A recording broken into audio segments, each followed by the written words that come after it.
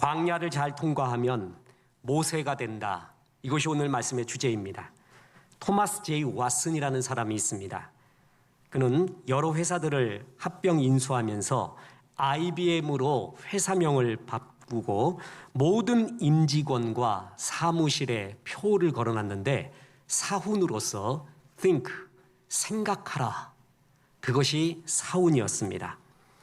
이것은 이 think를 통해서 오늘날 IBM은 100년 동안에 4만 배가 넘는 주가 상승이라는 기적을 이뤄냅니다. 특허가 5,900여 개에 이르는 최다 특허 보유 기업이 되었고 직원 가운데 노벨상을 수상한 사람들이 5명이나 배출되는 최고의 기업이 되었습니다.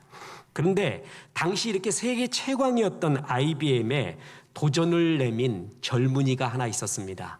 패기찬 젊은이, 마이크로소프트사의 창업주인 빌 게이츠였습니다. 그는 IBM의 성공 요인을 철저하게 분석하고 그것을 이기기 위한 선택의 무기 중 하나가 Think Weekend, Think Week, 한마디로 집중 생각 주간이었습니다. 그래서 빌 게이츠는 1년에 2번 일주일 동안에 자기의 일상과 관계를 다 끊고 따라의 어느 곳으로 가서 Think Week, 생각 주간을 갖게 됩니다. 거기서 깊이 사색을 하고 독서를 하며 시간을 보냈습니다. 마이크로소프트의 결정적인 선택은 그때 나온 아이디어에서 생각에서 결정이 되었습니다. 예를 들어서 빌 게이츠가 세상의 흐름을 바꾼 결정적인 대다수의 선택, 보안성이 강화된 소프트웨어의 개발, 인터넷 브라우저 시장의 1인자였던 넷스케이프를 제친 사례, 비디오 게임에 진출한 것, 이런 것이 생각 주간에 나온 아이디어가 구체화된 것입니다. 그래서 IBM의 사훈이 think였다면 나는 더 깊이, 더 넓이, 더 치열하게 think하리라, 생각하고 생각하리라, 그런 마음 가운데 IBM 제치고 이제 세계 최고의 자리에 올라가게 됩니다. 이렇듯 생각을 뒤집는 시간은 너무나 중요합니다. 그래서 많은 CEO들이, 과학자, 정치인, 심지어는 시인들도 생각을 뒤집는, 일상으로 어울려져 있는, 버무려져 있는 내 생각을 뛰어넘는, 뒤집어버리는 생각의 시간을 갖는 자기만의 그런 타임들, 시간들을 많이 갖곤 합니다. 이런 집중적인 생각 주간과는 비교할 수 없을 정도로 우리 그리스도인들에게는 더 강력하게 뒤집어지는 시간이 있습니다. 생각만 뒤집어지는 게 아니라 삶 전체가 바뀌어지는, 뒤집어지는 시간, 그게 바로 광야입니다.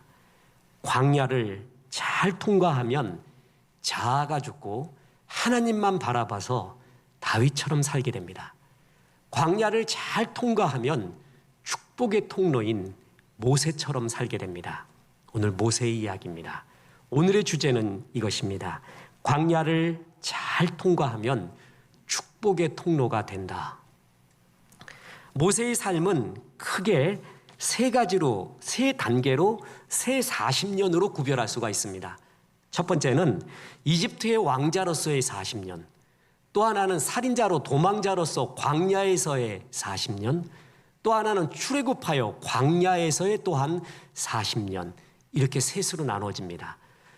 모세는 애굽의 바로의 궁에서 공주의 아들로서 당시 나일강 유역을 중심으로 해서 4대 문명의 발상지인 애굽에서 천문, 역사, 지리, 의학, 기하학 등 세계 최고의 학문, 첨단 학문을 다 배우게 됩니다. 나이 40이 가까이 되었을 때 그의 가슴에는 히브리 민족, 유대인의 피가 끓고 있는데 애굽의 관리인이 히브리 노예를 험하게 다루는 걸 보고 자기 속에 있는 분노 그리고 혈기, 이걸 참지를 못합니다. 그래서 그 애굽 관리인을 때려 죽입니다. 그래서 졸지에 애굽의 왕자에서 미디안 광야로 추락하게 됩니다. 광야의 야인이 되었습니다. 40년 동안 황량한 광야 벌판에서 아무 부름도 없는, 삶의 소망도 없는 듯한 고독한 실존의 존재가 됩니다. 그런데요, 나는 아무 쓸모없는 존재라고 실패만 거듭하고 이렇게 죽을 것 같다 라고 주저앉고 있는 모세를 끝까지 주목하고 있는 분이 있었습니다. 끝까지 그를 놓지 않고 있는 분이 있었습니다. 끝까지 그를 다듬고 있는 분이 있었습니다. 그리고 마침내 부르신 분이 있었습니다. 그게 바로 우리가 믿는 하나님이십니다. 하나님은 모세의 광야 생활을 다 지켜보셨습니다. 그리고 이제 모세에게 출애굽하라라는 이스라엘 백성을 애굽에서 끌어내어 약속의 땅 가나안으로 끌고 가라는 위대한 사명을 주게 됩니다. 그게 오늘 본문의 말씀입니다. 다시 보십시오. 출애굽 3장 9절에 이제 가라 이스라엘 자손의 부르짖음이 내게 달하고 애굽 사람이 그들의 괴롭히는 학대도 내가 보았으니 이제 내가 너를 바로에게 보내어 너에게 내 백성 이스라엘 자손을 애굽에서 인도하여 내게 하리라. 이 사명 듣고 모세는 깜짝 놀랍니다. 그래서 그 다음 구절인 3장 11절에 모세가 하나님께 아뢰되 내가 누구이기에 바로에게로 가며 이스라엘 자손을 애굽에서 인도하여 내리까? 이렇게 말합니다. 주님, 내가 누군지 잘 아시지 않습니까? 형편없는 인간입니다. 처량하기 그지없는 꼴로 40년 동안 그냥 썩어온 사람입니다. 하나님의 소명을 받기에는 언감생심이요 형편없는 자입니다. 제가 그럴 자격이 없습니다. 이렇게 말하고 있습니다. 모세는 진짜 미디안 광야 40년 동안 다윗의 광야 생활과 비슷하게 자아가 다 죽었습니다. 겸손을 배웠습니다. 모세가 하나님의 소명의 말을 듣고 이렇게 말하지 않았다는 거죠. 보세요. 하나님 잘 판단했습니다. 역시 하나님 똑똑하십니다. 출애굽의 리더로서는 누구보다도 제가 적격입니다. 보십시오. 저는 애굽의 왕자였습니다. 애굽을 잘 알죠? 그리고 어머니 요게벳의 영향 때문에 제 가슴에는 히브리인의 피가 끓고 있습니다. 애굽도 알고 유대인도 알고 그러니 출애굽할 때는 나밖에 더 자격 있는 사람이 그 리더가 누가 있겠습니까? 역시 하나님 잘 보셨습니다. 이런 소리 안 했다는 것입니다. 자아가 죽지 않으면 그런 소리 합니다. 나만 자격이 있습니다. 내가 가능하지요. 이렇게 나오겠는데 모세는 진짜 자기가 아니라고 말합니다. 진짜 다윗처럼 자아가 죽고 주고 겸손해진 것입니다. 하나님은 이런 사람을 쓰십니다. 전도 목회자 무디 목사님은 모세의 삶을 세 단계로 설명했습니다. 이집트 왕실 40년, 나는 대단한 존재다. 미디안 광야 40년, 나는 아무것도 아니다. 출애굽 광야 40년, 하나님은 아무것도 아닌 나를 써주신다. 그런데 잘 기억하십시오. 하나님은 모세 한 사람을 위해서 그를 광야에서 훈련시킨 것이 아니라는 것입니다. 우리가 내가 광야를 걸을 수 있거든요. 내 중심으로만 봐서는 안 됩니다. 나를 연단하고 나의 훈련 때문에 물론 그럴 수 있습니다. 그런데 하나님이 모든 광야를 겪고 있는 그리스도인에게 공통으로 주는 주의 사명과 섭리와 역사는 뭐냐면 내가 이 광야를 통해 이웃을 위로하고 축복하기 위한 축복의 통로가 되기 위해서 광야를 허락하신다라는 것입니다. 이것이 중요합니다. 자, 보세요. 모세는요 40년 동안 광야 구석구석을 헤매며 다녔습니다. 얼마라고요? 4년이 아니라 40년입니다. 말이 40년이지 여러분 지나온 40년 한번 생각해 보십시오. 어떤 세월인가? 그 40년을 광야를 뺑뺑이 돌았어요. 그리고 이제 이스라엘 백성을 출애굽해서 가나안으로 끌고 가는데 그 이스라엘 백성이 자아가 죽지 않습니다. 부정적인 마음 언제나 가득하고 가나안에 대한 생각도 희미합니다. 그 백성이 바로 가나안 들어가면 안 됩니다. 그래서 이스라엘 백성을 가나안 들어갈 수 있는 그릇을 만들기 위해 하나님은 그들 역시 광야로 40년 동안 뺑뺑이 돌립니다. 그런데 생각해 보십시오. 그 광야를 제일 잘하는 사람이 누구였습니까? 바로 모세입니다. 광야에서 어떤 육체적인 갈망이 있으며 정신적인 고독이 뭐며 어떤 영혼의 피폐함이 있으며 어떻게 해야 이 광야 생활을 견뎌갈 수 있는지 몸으로 체득한 사람이 모세였습니다. 그러니까 그들을 광야를 끌고 가면서 처음 맞이하는 이 광야 생활에 다 당황하지만 모세는 느긋하게 내가 먼저 체험했기 때문에 그들을 충만하게 그리고 안정적으로 광야에서 이끌 수가 있었던 것입니다. 그러니까 모세의 광야 생활은 자기의 훈련뿐만이 아니라 이웃의 축복을 위한, 출애굽한 200만 이스라엘 백성을 위한 고난이었어요. 그들을 위한 먼저 체험, 먼저 체득한 하나님의 섭리가 있었다는 것입니다. 하나님의 섭리에는 낭비가 없습니다. 요셉도 그러합니다. 요셉이 이복 형들의 시기를 받아 광야 구덩이에 빠져서 하나님의 은혜로 애굽의 총리 대신이 되었습니다. 그 총리 대신이 된 요셉 앞에 자기의 형들이 오게 됩니다. 얼마나 통쾌했을까요? 세상에 복수도 그런 복수가 있을까요? 자기를 죽이려 했던 형들이 이제 내 앞에 무릎 꿇고 그냥 목숨을 구걸해야 되는 입장에 있습니다. 얼마나 통쾌할까요? 요셉이 막 이런 말 하고 싶지 않을까요? 이야, 세상 정말 끝내주는구나. 이런 일도 일어나는구나. 너희들이 날 죽이려고 했지. 근데 봐라, 난 살았고 산 정도가 아니라 애굽의 총리 대신이 됐고 너희들은 나한테 와서 목숨을 구걸하구나. 세상에 이런 섭리가 어디냐. 내가 딱 말하마. 내가 당한 고난, 고통의 반만 겪게 해주마. 그래도 살려달라고 하지 않고 죽여달라고 애원할 것이다. 영화의 대사처럼 말이에요. 신나게 말했을 것이에요. 그죠?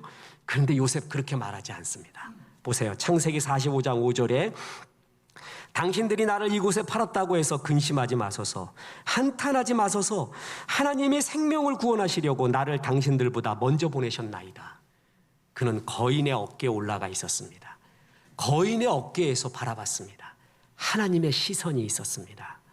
사람이 하나님의 시선과 하나님의 은혜가 마음에 없잖아요. 그러면 항상 자기를 중심으로 직경 1km만 생각합니다. 만약에 하나님의 은혜가 없었으면 요셉은요, 내가 당한 고난만 묵상했을 것입니다. 그리고 나를 대적한 자, 나를 해코지한 자만 묵상합니다. 그러면서 남은 힘을 가지고 그에게 복수하는 데 힘씁니다. 이렇게 되는 것이 보통 사람들의 이야기입니다. 그렇게 해서 망한 사람이 바로 이스라엘의 초대 왕 사울이었습니다. 그는 하나님의 큰 비전, 주의 은혜의 마음을 깨닫지 못하고 다윗이 싫었어요. 그를 죽이는데, 그를 시게 하는데 자기의 온 마음과 온 생각과 능력을 다 쏟아버립니다. 이것처럼 불행한 인생이 어디 있습니까? 요셉은 생각했습니다. 당신들은 그렇게 생각할지, 세상은 그렇게 생각할지 몰라도 난 그렇게 생각하지 않습니다. 하나님이 우리 가족 이스라엘을 구원하기 위해 나를 먼저 보낸 것입니다. 그래서 진짜 그 말대로 요셉 때문에 이스라엘, 야곱의 가족은 다 와서 이스라엘 민족을 이루게 됩니다. 요셉이 받은 고난 때문에 애굽도 살고 이스라엘도 살게 됐어요. 하나님의 큰 시선이 그의 마음에 있었습니다. 그런데 광야를 잘 통과하잖아요. 그럼 내 가슴에 습기가 생깁니다. 물기가 생겨요. 그래서 이웃을 이해하고 사랑하고 포용하는 마음이 광야를 통해서 생겨납니다. 스펀지가 마르잖아요. 아무 쓸데가 없습니다. 스펀지는 물에 촉촉히 적셔 있어야 돼요. 그래야 물건을 닦을 수가 있습니다. 생명은 습기가 있는 곳에 자랍니다. 여러분, 수경식물이라고 아시죠? 흙이 없어도 생물이 자랄 수가 있는 곳이 있는데 그게 물이에요. 그러나 물이 없으면 아무 데도 못 자랍니다. 생명은 습기 있는 곳에 자랍니다. 어떤 사람은 정말 습기가 없어요. 완벽해요. 빈틈이 없어요. 근데 왠지 가까이 가기가 무서워요. 유리장 같아요. 물을 담으면 그냥 한 방울도 안 흘려. 아무튼 겁나 죽겠어 그냥 아주. 그런데 어떤 사람은 옥양목 같아요. 물기가 촉촉히 적셔 있고 대충 흘릴 줄도 알고 그냥 막 흘리고 다녀. 그거 다 주워 먹어 옆에 사람이. 이런 사람이 나중에 이기게 되거든요. 습기가 있는 사람, 그것은 광야에서 배웁니다. 우리가 잘 아는 씨 뿌리는 비유가 있죠. 딱딱한 길가에 뿌려진 것, 돌짝밭에 뿌려진 것, 가시떨기에 뿌려진 것, 그리고 옥토에 뿌려진 것이 있잖아요. 근데 누가복음에는 또 하나가 나온다고 했죠. 보세요. 누가복음 8장 6절에 덜어는 바위 위에 떨어짐에 싹이 났다가 습기가 없으므로 말랐고. 자, 어디에 떨어졌어요?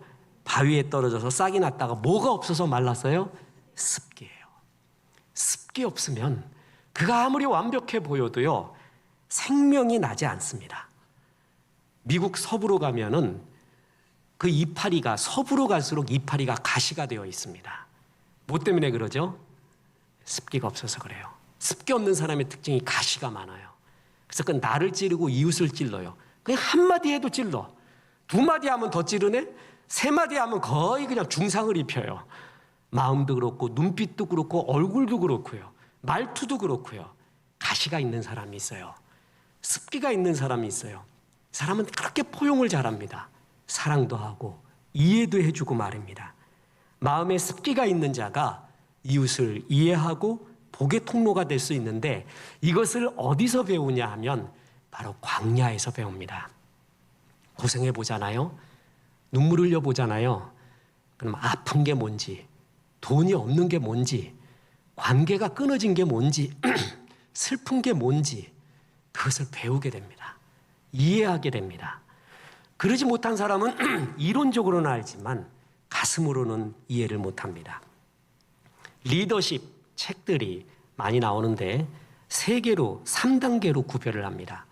1단계 리더십은요, 대개 비전을 강조합니다. 2단계, 2세기 제2기 리더십 책들, 존 맥스웰 같은 사람들을 중심으로 한 2단기, 2기의 리더십 책들은 리더의 책임감을 강조합니다. 지금이 3기거든요. 3기 리더십은 서번트 리더십, 긍휼을 강조합니다.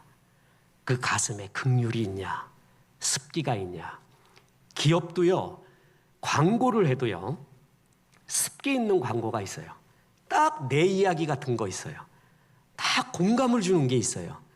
그게 되게 습기 있을 때 그렇습니다. 제가 지난 수요일 날 수요 예배 마치고 이제 운동하자, 탁구 치러 가려고 탁구복 입고 자전거 끌고 이렇게 가는데 비가 오는 거예요. 에이, 돌아가자. 오늘 주님 뜻이 아닌가 보다. 그래서 자전거 끌고 다시 교회로 가는데 5층으로 올라가는데 전화가 왔습니다. 탁구장에서 온 거예요. 나보다 5살 위 아저씨가 있는데 저도 같이 서로 청년이라고 부르고 있습니다.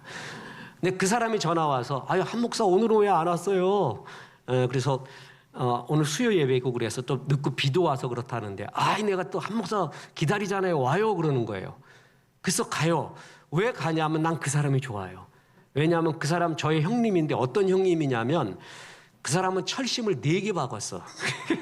저는 3개 박았거든요. 저는 3개 박아서 아이언맨 3인데 그 사람은 아이언맨 4야. 나보다 5살이나 많고. 근데 그 사람 보면 좋은 게 4개를 받고 나이도 많은데 신나게 사는 거예요. 탁구도 치고 웃고 제일 쾌활하고. 그리고 탁구장에 바리새인이라고 아세요? 탁구장에 가도 바리새인이 있습니다. 별로 잘하지도 못하는 게 그렇게 의시되고, 초보자들 우습게 알고 쳐다보지도 않고, 초보자는 앉으면은요 인자가 눈들 데가 없어요. 그 어디 껴주지도 않고. 그 초보자와 고수와의 법칙이 있거든요. 5분 이상 치지 않는다. 왜냐하면 고수가 섬기려고 가는 게 아니잖아요. 자기도 좀 빵빵 치면서 운동하려고 가는데 초보자는 공 죽기 바빠. 그래서 바리새인들은 초보자한테 눈도 안 줘요. 근데 거기서도 예수 믿는 사람은 달라야 돼. 일단 가보면 앉아 계시면 이리 오세요. 그러고 치고 조금 치고 막 쳐주고 막 웃으며 잘합니다. 막 이래가면서. 그런 형님은 그것도 잘해요. 그렇게 쾌활하게 있어요. 제일 좋은 게 왜 그러냐면 그의 인격과 쾌활함도 있지만은 4개 박은 거. 그게 너무 나한테 위로가 되는 거예요. 야, 4개 박은 사람이 나보다 5살 많은 사람이 저렇게 쾌활하게 잘 살 수 있구나. 내 미래를 또 보는 것 같아요. 그 사람이 안 박았다면은 당신 건강하니까 그렇겠지. 근데 4개나 박은 거예요. 그래서 야, 그게 얼마나 위로가 되는지 모릅니다. 빌립보서 1장 12절에 이런 구절이 나옵니다. 형제들아, 내가 당한 일이 도리어 복음 전파에 진전이 된 줄을 너희가 알기를 원하노라.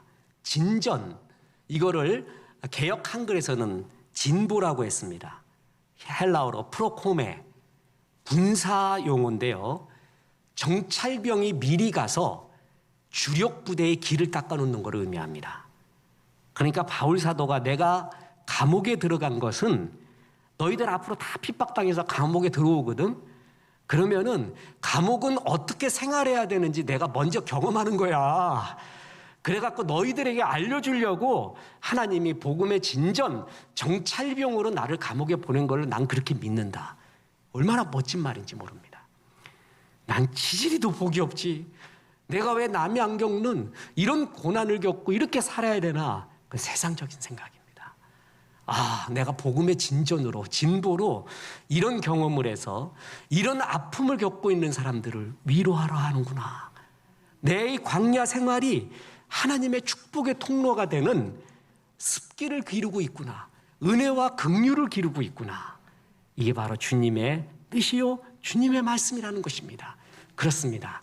모세는 자기만의 고난이 아닌, 자기만의 광야가 아닌 이 광야를 구석구석 다니면서 출애굽 이스라엘 백성들을 광야에서 잘 인도하는 습기 있는, 그리고 노련한, 전문성 있는 주의 백성이 되었습니다. 바로 이것이 우리를 광야 생활을 겪게 하는 중요한 이유 중에 하나입니다. 이제 끝으로 말씀드립니다. 그러나 반대의 사람이 있습니다. 믿지 않고 불평불만하면 광야에서 다 죽습니다. 저는 성도님이 질문해 오는 것이 있거든요. 그 중에 잊혀지지 않는 것이 몇 가지가 있어요. 그 중에 하나가 이겁니다. 목사님, 고난에 대한 설교를 많이 해주시는데 어떤 사람은 고난 속에서 정말 목사님 설교처럼 잘 되는 사람도 있습니다. 자아도 죽고 하나님 바라보며 잘 되는 사람이 있는데, 어떤 사람은 더 고집세지고 더 완악해지고 더 피폐해져서 망하는 사람도 있습니다. 그래요. 맞아요. 정확한 표현이에요. 설교에서 주로 많이 말이죠. 똑같은 풀을 먹어도 뱀은 뭘 만들어요? 독을 만들어요. 소는 우유를 만들어요. 똑같은 비를 맞아도 가시나무를 키우는 땅이 있고요, 꽃을 피우는 땅이 있습니다. 사람의 배설물이 물에 들어가면 오염이 되고 땅에 들어가면 거름이 됩니다. 어떤 사람은 광야를 겪으면 오염되는 사람이 있고 어떤 사람은 거름이 되는 사람이 있습니다.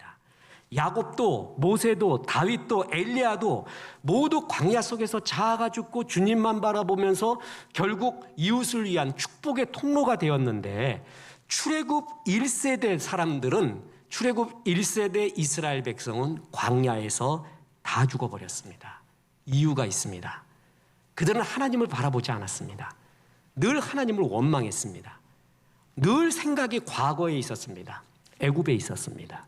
가나안을 바라보지 않았습니다. 그러면서 불평불만의 말을 쏟아냅니다. 이 사람들 결국 광야에서 다 죽습니다. 출애굽기에서는 이 불평불만의 말을 하나님이 들어줍니다. 그런데 민수기에는 이제 더 이상 들어주지 않습니다. 기절할 하나님의 말씀이 나옵니다. 보십시오. 민수기 14장 27절부터 보면, 나를 원망하는 이 악한 회중에게 내가 어느 때까지 참으랴. 이스라엘 자손이 나를 향하여 원망하는 바, 그 원망하는 말을 내가 들었노라. 그들에게 이르기를, 여호와의 말씀에 내 삶을 두고 맹세하노라. 너희 말이 내 귀에 들린 대로 내가 너희에게 행하리니 너희 시체가 이 광야에 엎드러질 것이라. 우리 차라리 죽었으면 좋겠습니다. 이게 뭡니까? 이런 소리 계속해요. 네 말이 내 귀에 들리는 대로 너에게 그대로 이루리라. 그리스도인의 독서법 언젠가 특강하려고 합니다. 독서는 분류가 중요하거든요. 가지고 있는 책의 목록 중에 말에 대한 것이 있습니다. 말에 대한 게 굉장히 많아요. 서점 갈 때마다 나오는 건, 새로 나오는 건 말에 대한 거예요. 하나님은 일반 은총으로 말이 그렇게 소중하다는 걸 가르쳐주고 있는 거거든요. 그런데 그 말에 대한 책을 다 읽어봐도 성경 지금 이 구절처럼 강력한 축복이 되고 강력한 경고가 되는 명확한 구절은 없습니다. 이게 답입니다. 내 귀에 들리는 대로 너에게 행하리라. 주님 감사합니다. 주님 나에게 비록 내가 지금 이해할 수 없는 광야의 길을 걷지만 주님이 최상으로 인도하시고 합력하여 선을 이루고 믿습니다. 잘 될 거 믿습니다. 내가 온 것은 양으로 생명을 얻게 하고 더 풍성히 얻게 하려는 것이라 했는데 나는 생명 얻었습니다. 앞으로 더 풍성해질 것입니다. 그래서 하나님 찬양하고 복음 전도하겠습니다 하는 사람은 주님이 들었어요. 그 말을 내 귀에 들리는 대로 너에게 그 말을 그대로 이루리라. 지지리도 복이 없지. 나는 되는 것마다 없네. 나는 하나님 복을 못 받나 봐. 난 이렇게 죽나 봐. 정말 하나님 계신가부터 시작해서 온갖 욕설과 온갖 불평만을 다 해요. 하나님 듣고 계세요. 그러다가 네 말 그대로 너에게 행하리라. 무서운 말이죠. 그리고 축복의 말이기도 합니다. 저는 철학 책들 중에서 5구절은 정말 가슴에 와닿습니다. 주님이 일반 은총으로 철학가에게 줬다고 믿습니다. 그 중에 하나가 이겁니다. This Sprache ist das Haus des Giants. 좀 뭔가 있는 것 같죠? 독일어로 해갖고. 언어는 존재의 집이다. 그 집 속에서 인간은 산다. 하이데거가 말해서 유명해졌지만 하이데거의 말은 아닙니다. 언어는 존재의 집이에요. 누에가 자기 입에서 나오는 실로 고치 집을 만들어요. 그렇듯이 인간은 자기의 말로 집을 짓고 있습니다. 찬양합니다. 감사합니다. 잘 될 것입니다. 복음 전하겠습니다. 기쁩니다. 이런 말을 하잖아요. 그럼 그 집이 지어지는 거예요. 그 속에 내가 사는 거예요. 그 속에서 계속 울리는 건 뭐죠? 감사와 찬양, 기쁨입니다. 못 살겠다. 나는 되는 것마다 안 되냐. 나를 만난 사람들은 전부 도둑놈이었다부터 시작을 해가지고 이런 소리만 하고 있었어요. 그걸로 집을 지은 거예요. 그 속에서 사는 거예요. 계속 그 소리만 들립니다. 언어는 존재의 집입니다. MIT 교수인 노암 촘스키는 언어는 사고, 생각을 지배한다고 했습니다. 생각이 말을 지배하는 게 아니라 말이 생각을 지배한대요. 고운 말을 쓰는 거 중요합니다. 그래서 데카르트가 나는 생각한다, 고로 존재한다고 했잖아요. 제가 패러디하면 이렇습니다. 나는 말한다, 고로 존재한다. 시인 보들레르는 이렇게 말했습니다. 언어, 단 한마디로 인생을 송두리째 바꿔놓을 수 있는 사건. 그렇게 중요하대. 저 목사 오래 이제 하다 보니까요. 예언의 능력이 생겼는지 내 이단 교주가 돼가려는지 저 사람이 앞으로 어떻게 될 것 같다라는 느낌이 들 때가 있어요. 2가지를 봅니다. 하나는 그가 신실한 예배를 드리는가. 또 하나 믿음의 말을 하는가. 2개 보면 어김없습니다. 진짜 어김없습니다. 제 동료 중에 목회를 잘하는 목사님들, 존경하는 목사들이 동료 중에 있습니다. 그 친구들 내가 요번에 깨달은 거예요. 전화를 받잖아요. 그러면 그 친구들이 꼭 하는 말이 있어요. 할렐루야, 한 목사 잘 지내나? 우리의 자랑, 뭐 한국의 자랑 어쩌고 막 이래. 그럼 일단 이것이 무슨 또 아쉬운 소리 하려고 이 소리 하나. 그래도 그 소리가 그렇게 좋을 수가 없어요. 잘 되는 목회자 있잖아요. 목회 잘한다고 있는 우리 동료들 보면 하나같이 믿음과 긍정의 말을 해요. 할렐루야부터 시작해. 근데 꼭 부정적인 말하는 거 있어요. 10년 전에 그랬는데 15년 전에 그랬는데 16년 전에 그랬는데 지금도 그래. 그 사람 계속 힘들어. 내가 요번에 깨달았어요. 목사도 정말 믿음의 말이 중요하구나. 축복의 말이 중요하구나. 그 속에서 내가 살고 있구나. 이스라엘 백성은 늘 불평불만했습니다. 그러니까 광야에서 죽었습니다. 내게 그 사람이 하는 말을 들려주십시오. 그러면 그가 어떻게 살아갈 것인가를 예견하겠습니다. 그렇게 말할 수 있을 정도입니다. 광야에서 다 죽은 사람, 믿음의 말, 사랑의 말 하지 않고 은혜의 말 하지 않고 늘 부정적인 말을 했던 사람입니다. 그래서 유다서 1장 15절에 보면 이는 뭇사람을 심판하사 모든 경건하지 않은 자가 경건하지 않게 행한 모든 경건하지 않은 일과 또 경건하지 않은 죄인들이 주를 거슬려 한 완악한 말로 말미암아 그들을 정죄하려 하심이라 하였느니라. 2가지를 심판하죠. 경건하지 않은 일, 경건하지 않은 말이에요. 성경은 이 둘을 동일하게 봅니다. 경건하지 않은 일을 하고 완악한 말을 한 건 동일한 것입니다. 이만큼 하나님은 말을 소중하게 여깁니다. 우리나라 말에도 말씨라는 게 있죠. 말의 씨앗이 된다는 것이에요. 그래서 어제 뿌린 말의 씨앗이 오늘의 나이고요. 오늘 뿌린 말의 씨앗이 내일의 내가 됩니다. 결론을 말씀드립니다. 달팽이는 인내 하나로 노아의 방주에 도달했습니다. 달팽이의 평균 시속은 12m입니다. 그러나 끝까지 갔습니다. 끝까지 인내하며 노아의 방주로 갔습니다. 오늘도 내 광야는 왜 이렇게 긴가? 그건 아무도 모릅니다. 그 길의 임계점은 얼마인지 아무도 모릅니다. 그러나 달팽이 같은 속도라도 주님 바라보며 끝까지 가십시오. 그러면 잘 기억하십시오. 광야 다음은 뭐예요? 가나안이에요. 광야 다음은 분명히 가나안입니다. 광야 잘 통과하면 가나안 나옵니다. 광야를 잘 통과하여 자아가 죽고 하나님만 바라보고 모든 이웃을 향한 축복의 통로가 되는 습기 있는 사람이 되면 다윗이 되고 모세처럼 됩니다. 그때 이제 하나님은 나에게 새로운 일을 맡기게 될 겁니다.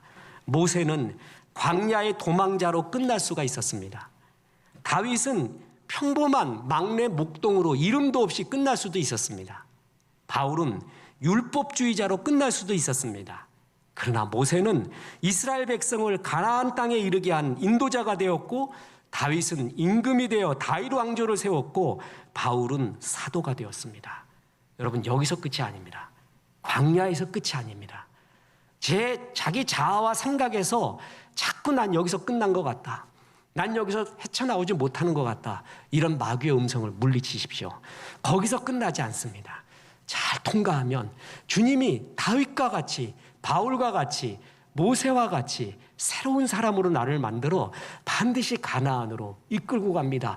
그래서 많은 사람의 복의 통로가 되게 하실 것입니다. 신명기 8장 16절에 내 조상도 알지 못하던 만나를 광야에서 내게 먹이셨나니 이는 다 너를 낮추시며 너를 시험하사 마침내 내게 복을 주려 하심이었느니라. 마침내 주의 복이 임하기 위해서입니다. 잘 통과해서 가나안에서 만납시다. 가나안을 잘 걸읍시다. 이런 아름다운 종 되기를 주 예수의 이름으로 축원합니다.